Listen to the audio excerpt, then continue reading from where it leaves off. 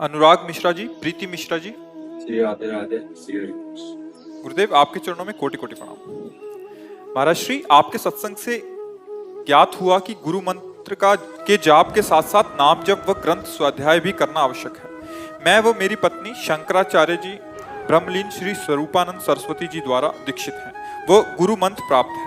हमें गुरु जी से नाम व ग्रंथ स्वाध्याय का मार्गदर्शन नहीं मिल सका। आप हमारे गुरुदेव समान ही हैं, कृपया उचित मार्गदर्शन करें। देखो, आद्य गुरु भगवान शंकराचार्य जी के द्वारा जो मार्ग प्रस्तुत किया गया है वह है अहम ब्रह्मास्मि। भले आप लोगों को उसका परिचय नहीं, पर मार्ग का जो स्वरूप है वो अद्वैत निष्ठा है। मैं वही ब्रह्म हूं। उसी मार्ग से हम आए हैं। पहले हमारे भी आचार्य भगवान शंकराचार्य ही रहे हैं। कई वर्ष संन्यास और काशी में रहे हैं।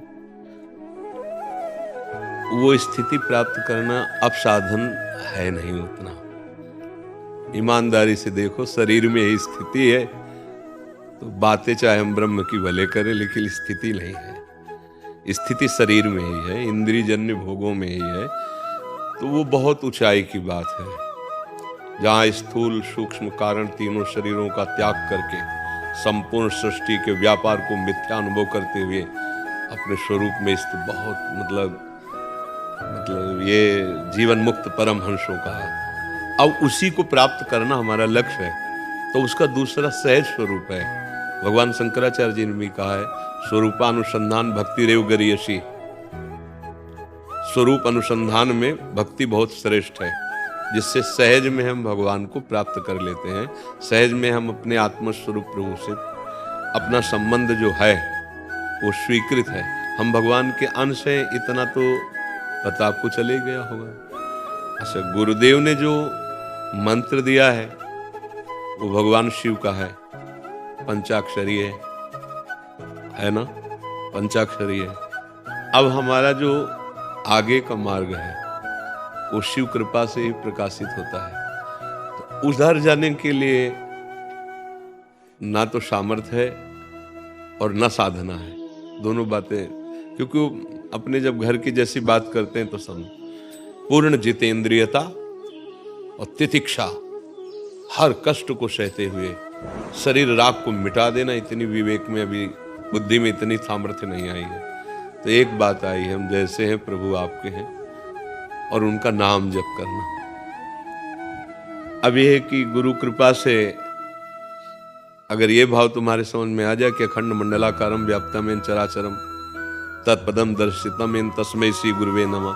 मेरे गुरुदेव भगवान अखंड मंडल में व्याप्त हैं, इतना भाव सुना तो होगा ही, नहीं समझ पाए तो इतना तो सुना ही होगा कि भगवान गुरुदेव चराचर में व्याप्त हैं।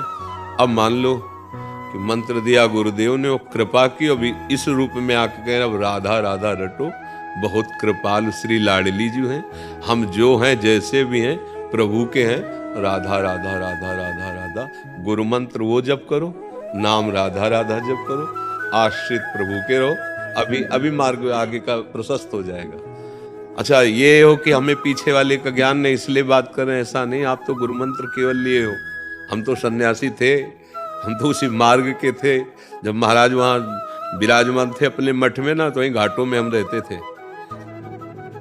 तुम नाम जप करो राधा राधा राधा, और पवित्र अवस्था में गुरु मंत्र जप करो। और हो सके आपको अगर समय मिले तो श्रीमद् भागवत का स्वाध्याय करो।